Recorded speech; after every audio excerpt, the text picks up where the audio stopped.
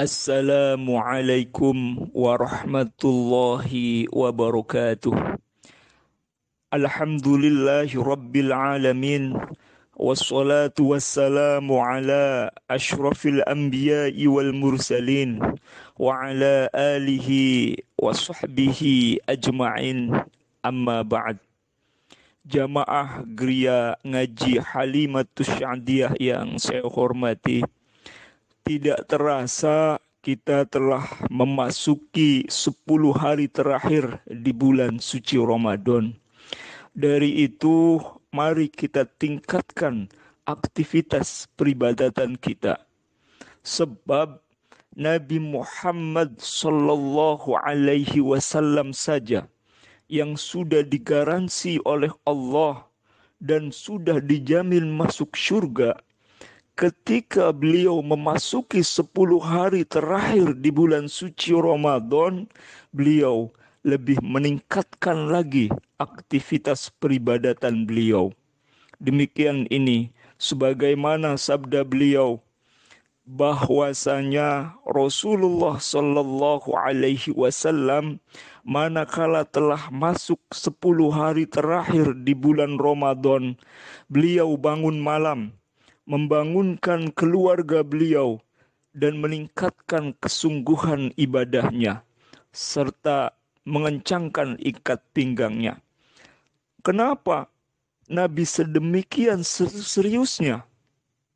Sebab pada malam-malam bulan suci Ramadan ada satu malam yang sangat mulia, yaitu yang dikenal dengan Lailatul Qadar, malam yang penuh kemuliaan. Demikian ini sebagaimana diabadikan dalam Al-Quran surat Al-Qadar. Inna anzalnahu fi lailatul qadar. Wa ma adraka ma lailatul qadar. Lailatul qadri khairum min alfi syahr. Tanazzalul malaikatu warruhu fiha biizni rabbihim min kulli amr. Salamun hiya hatta matla'il fajr. Jamaah Geria Ngaji Halimatus Sya'diyah yang saya hormati, kata Imam Al-Qurtubi, kalau kita tinjau dari segi kemuliaan, Lailatul Qadar itu sekurang-kurangnya ada 5 hal kemuliaan. Pertama, ditinjau dari segi amaliyahnya atau amalannya, bahwa malam itu merupakan malam yang sangat mulia dan kemuliaannya sangat berbeda dengan malam-malam selain malam itu. Demikian itu sebagaimana Allah berfirman dalam Al-Quran surat Al-Qadr, Lailatul Qadri khairum min alfi syahr. Malam kemuliaan itu lebih baik dari 1000 bulan. Coba kita bayangkan, kalau seandainya kita mampu menemukan Lailatul Qadar, lalu kita beribadah pada malam itu, maka ibadah kita dianggap lebih baik daripada ibadah 1000 bulan. Atau setara dengan sekitar 83 tahun lebih. Apakah ini namanya bukan peluang emas bagi kita, atau juga sebuah daya rangsang atau motivasi yang sangat besar bagi kita untuk selalu bisa beribadah di malam itu? Dan yang kedua, ditinjau dari segi orangnya, bahwa orang yang beribadah pada malam itu, malam yang penuh kemuliaan, maka orangnya yang beribadah pada malam itu pun ikut mulia, walaupun sebelumnya bukan termasuk orang yang mulia. Apalagi pada dasarnya orang itu sudah mulia, maka akan bertambah kemuliaan itu.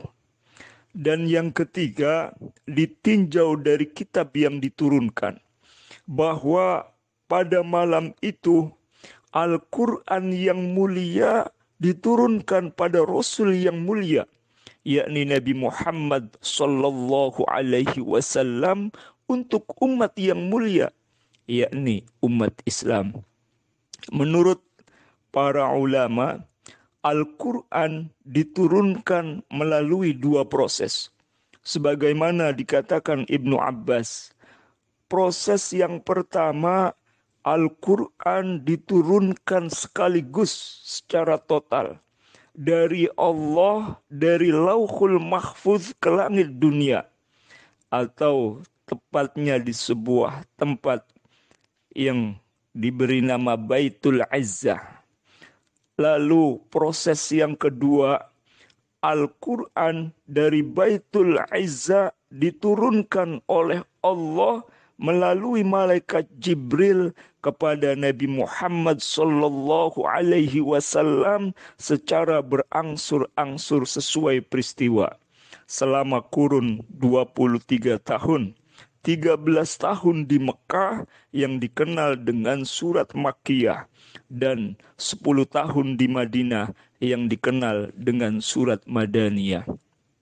Dan yang keempat adalah para malaikat. Ada apa dengan para malaikat? Bahwa malaikat adalah makhluk yang paling mulia karena malaikat dianggap tidak pernah berbuat dosa. Bahwa pada malam itu para malaikat beserta malaikat Jibril turun ke bumi atas izin Allah. Demikian ini sebagaimana Allah berfirman dalam Al-Quran surat Al-Qadr. Tanazzalul malaikatu warruhu fiha biizni rabbihim min kulli amr.